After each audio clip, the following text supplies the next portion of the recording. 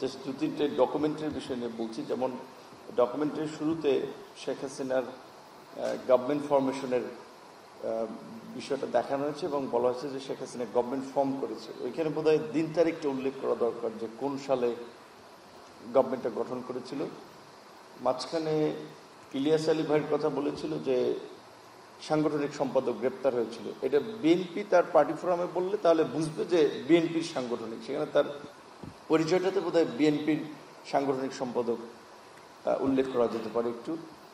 আর হচ্ছে সিকোয়েন্সের ক্ষেত্রে আপনার একদিকে কোটা সংস্কার আন্দোলন দেখানো হয়েছে, তারপরে আবার ম্যাডামের গ্রেপ্তারটা 8ই ফেব্রুয়ারিতে তার আপনার কারাবরণের ওইটা নিয়ে আসা হয়েছে। এটা সিকোয়েন্স ব্রেক হয়েছে বোধহয়।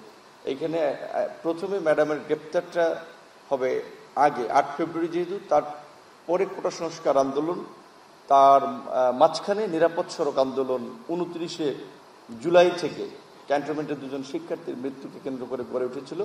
ওইখানে যদি একটু 30 সেকেন্ডে একটু ইন্ট্রো দেওয়া যায় যে 29 তারিখে 2জন শিক্ষার্থীর মৃত্যুকে কেন্দ্র করে একটা, যেটা অনেকে কিশোর বিদ্রোহ বলেছিল, সেটা ছড়িয়ে পড়েছিল, তাহলে ডকুমেন্টারিটা একটু রিচ হতে পারে। এটা হচ্ছে ডকুমেন্টারি নিয়ে আমার একটু জাস্ট অপিনিয়ন। এবং আরেকটা কথা হচ্ছে, এখানে কোটা সংস্কার আন্দোলনের ক্ষেত্রে দুটো ঘটনা সবচেয়ে সিগনিফিকেন্ট এবং সেটা সব মানুষকে নাড়া দিয়েছিল। একটা ছিল রাজশাহী বিশ্ববিদ্যালয়ের ছাত্র তরিকুল নামে একজন শিক্ষার্থীকে হাতুড়ি দিয়ে তার মেরুদণ্ডের এখানে ভেঙে দিচ্ছিল। সো এইটা যে আপনার বলেন যে ফ্যাসিবাদের যে থাবা, সেটা মানুষকে দেখিয়েছিল কিভাবে এরকম একটা হাতুড়ি পেটা করার পরেও তার বিরুদ্ধে গ্রেপ্তার করা হয় না, বিচার করা হয় না, কোনো ধরনের ব্যবস্থা নেওয়া হয় না। ডিজাইন, এলিগেন্স, বিউটি, সেরা পণ্য সবার জন্য জেভিকো। সেকেন্ড হচ্ছে 30শে জুলাই ঢাকা বিশ্ববিদ্যালয়ে 30শে জুন লাইব্রেরির সামনে। তখন আমি আসলে কিছু বুঝে ওঠার আগে আমি জাস্ট ফোন বের করতেছিলাম আপনার পকেট থেকে, ঠিক সেই সময় ছাত্রলীগের ছেলেরা চতুর্দিক থেকে আমাকে ফেলে দিল এবং সে সময় আমার উপরে যে লাইক ফুটবলের মতো যে যেখান থেকে পারছিল মারছিল। শেষ পর্যন্ত লাইব্রেরির তখনকার পরিচালক ছিলেন জাভেদ স্যার, উনি আসলে ওনার পায়ের নিচে রেখে আমাকে সেভ করার চেষ্টা করতেছিলেন। হ্যাঁ, এটা একটু আনা যেতে পারে যদি 18 কোটা সংস্কার আন্দোলন আনেন।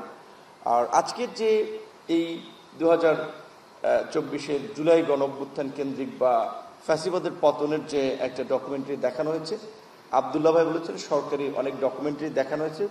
সরকারি ডকুমেন্টারিতে সাধারণত লাস্ট 16 ইয়ার্সের সংগ্রামকে খুব বেশি ফোকাস করা হবে না, কারণ এটা আমার বাস্তব যে ইতিহাস সবাই নিজের মতো করে লিখতে চায়। সেক্ষেত্রে আজকের ডকুমেন্টারিটা একটা আমার দেখা অনেকগুলো ডকুমেন্টারির মধ্যে যে 16 বছরের আন্দোলন সংগ্রাম এবং বিভিন্ন ঘটনার একটা চিত্র উঠে এসেছে। সেজন্য ধন্যবাদ জানাই যে একটা ভালো ডকুমেন্টারি তারা করেছে।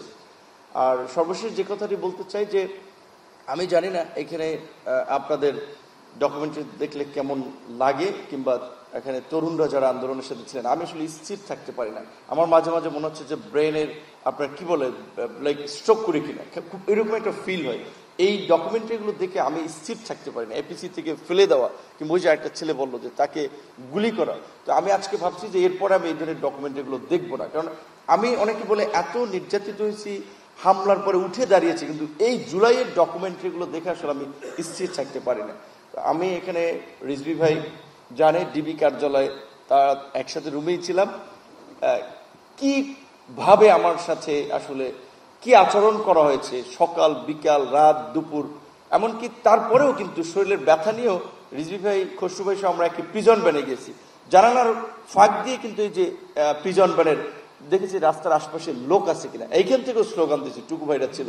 সো আমার একটা মানে নিজের আহ্বান হচ্ছে রিজভী ভাই সহ, যেহেতু বিএনপি একটা বড় রাজনৈতিক দল, আগামীতে একটা ইলেকশন হলে গভর্নমেন্ট ফর্ম করার আপনার সম্ভাবনা আছে।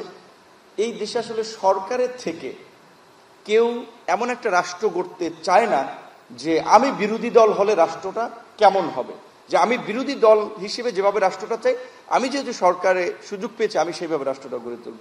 তো আমার প্রত্যাশা থাকবে বিএনপির এই সবচেয়ে নির্যাতিত নিষ্পেষিত জিয়া পরিবারের, বিশেষ করে তারেক রহমান সাহেব 16-17 বছর দেশের বাইরে, সো এবং পরিবার পরিজন ছাড়া, এবং এটা অবশ্যই আমাদের এই আন্দোলন সংগ্রাম যদি বিএনপির মতো একটা সংগঠিত শক্তি না থাকতো, it will be very difficult যে তাদের ডিরেকশন বা যখনই আমরা আন্দোলন করেছি কোটা সংস্কার আন্দোলন 18 থেকে 24 সবসময় তাদের কোঅর্ডিনেশন হেল্প ছিল, যে তারা ফ্রন্টে ছিল না, কিন্তু পেছন থেকে সব ধরনের সাপোর্ট করেছে। এই আন্দোলনে সালাউদ্দিন ভাই ইন্ডিয়া থেকে আমাদের সাথে ছাত্রদলের সভাপতি সেক্রেটারি গ্রুপ কলে কথা বলেছে যে ছাত্রদের পাশে থাকতে হবে।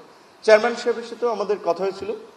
সো তাদের এই দৃষ্টিভঙ্গির কারণেও কিন্তু এই পতনটা ত্বরান্বিত হওয়া বা এই আজকের বাংলাদেশ এটা সম্ভব হয়েছে। সুতরাং অবশ্যই এটি শুধুমাত্র কয়েকদিনের আন্দোলন কিংবা কয়েকজনের কন্ট্রিবিউশন সেটা না, এর জন্য দীর্ঘ 16 বছরের একটা জার্নি ছিল। এই জার্নিতে যারা আমাদের ছেড়ে চলে গেছেন তাদের জন্য মাগফিরাত কামনা করি।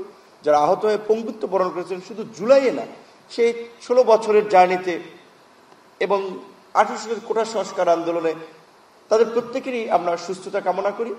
এবং আমার সর্বশেষ একটাই আমার ব্যক্তিগত আহ্বান থাকবে যে আগামীতে আমরা এমন একটা বাংলাদেশ রাষ্ট্র ব্যবস্থা গড়ে তুলি যেখানে আইন শৃঙ্খলা বাহিনী এইভাবে জনগণের বিরুদ্ধে দাঁড়াবে না, রাষ্ট্র জনগণের বিরুদ্ধে দাঁড়াবে না, রাষ্ট্র এবং রাজনীতিবিদরা জনগণের প্রতি দায়বদ্ধ থাকবে। আসসালামু আলাইকুম।